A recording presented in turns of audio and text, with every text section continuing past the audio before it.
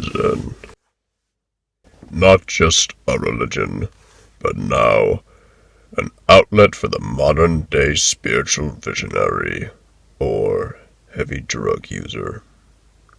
Buddhist culture has swelled popularly in recent century, possibly due to it being misconstrued to have broad sight and relaxed nature practices. Alan Watts is perhaps the champion of this movement and the topic of today's discussion.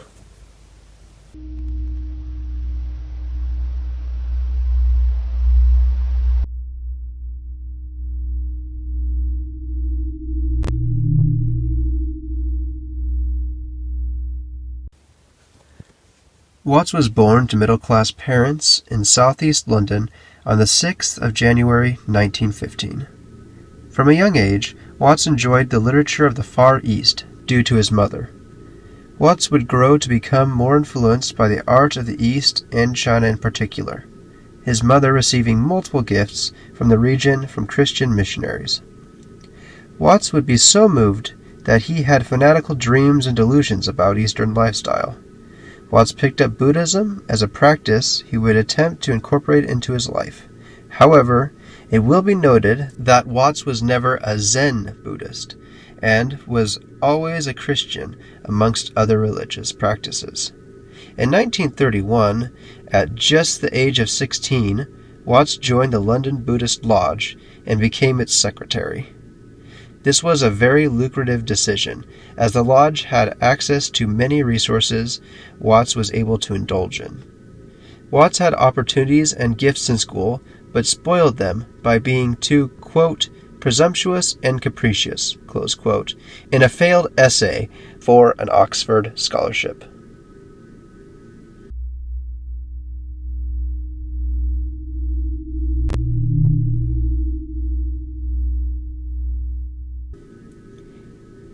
In the early 1930s, Watts would begin trying his hand at writing, but his works were unfortunately often scatterbrained.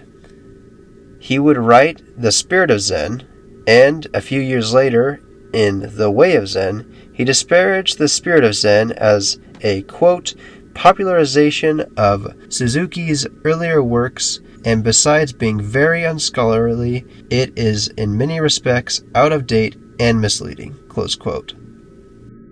As a side note, Watts is often criticized for not being correct in his Zen teachings. Watts would never become a Zen monk, partly due to his pride and lack of desire to have a teacher, which is a requirement for the religion. Though he would move to the U.S. and marry Eleanor Everett, whose mother was Ruth Fuller Everett of the traditional Zen Buddhist circle in New York, and father was a Zen master or Roshi. Later, when Watts would separate from Eleanor Everett, he would maintain relations with Ruth Fuller Everett, possibly because of her Zen standing.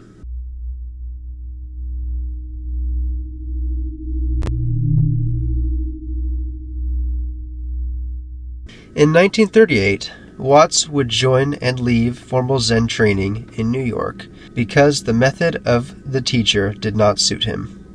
Though he attended seminary and school and received a master's degree in theology, Watts would claim to be autodidactic. Seeking a new way of receiving funds, Watts became an Episcopal priest in 1945 at the age of 30.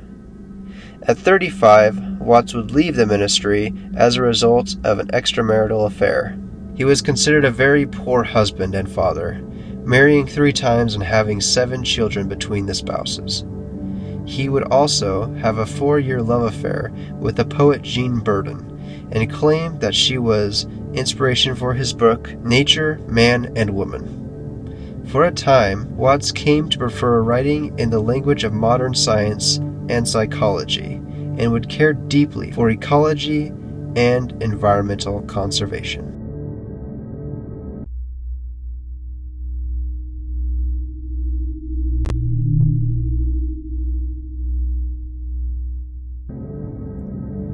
Watts's true rise to fame began in 1953, when he started to appear on a radio talk show and would speak about his interpretation of Zen. Due to his charismatic nature, Watts was able to gather a legion of listeners. Watts would, in addition, have the privilege of meeting several people of note, including Swiss psychiatrist Carl Jung, Yamato Token, composer John Cage, and esteemed scholar of Buddhism D.T. Suzuki, which of course helped his rise in popular culture.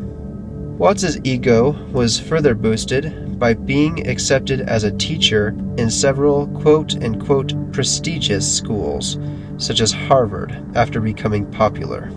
When questioned sharply by students during his talk at the University of California, Santa Cruz in 1970, Watts responded as he had done from his early 60s, that he was not an academic philosopher, but rather a philosopher-entertainer.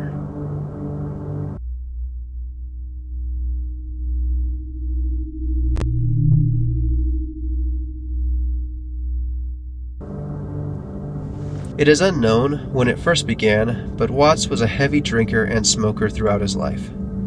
He would also use illegal drugs with his neighbors and claimed these helped him understand the way, though he was perhaps delusioned by the drugs. While living at Druid Heights, California in his later years, Watts would become more and more dissatisfied with modern art and society. He and his neighbors would endeavor to combine architecture, gardening, and carpentry skills to make a beautiful and comfortable life for themselves in what they called shared bohemian poverty. In reality, it was several rich and famous people living in isolation while their ideas of a perfect society festered. As Watts grew with his way of life, he also became something of a paradox. His friends became more and more worried about his alcoholism, and on the 16th of November 1973, at age 58, he died in his sleep. Alan Watts was more of an entertainer than a Zen Buddhist monk. Maybe it was his melting pot of unorthodox viewpoints that made him the philosopher he became. Or maybe it is just our interpretation of madness that has led to enlightenment. I'll see you next time!